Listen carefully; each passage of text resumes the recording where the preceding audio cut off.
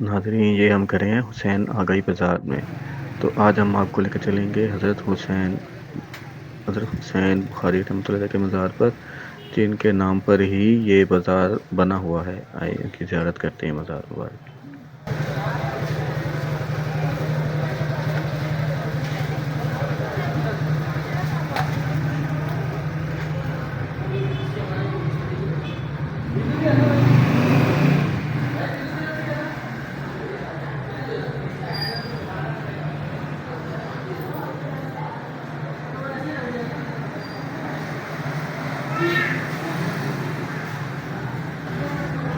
ये हम दोस्तों आए हैं हज़रत हुसैन आगाही के मज़ार मुबारक पर।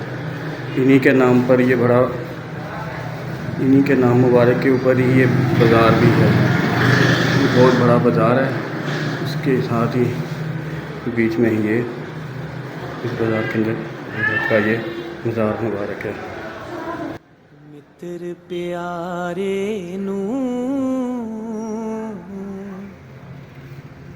हाल मुरीदां दा कहना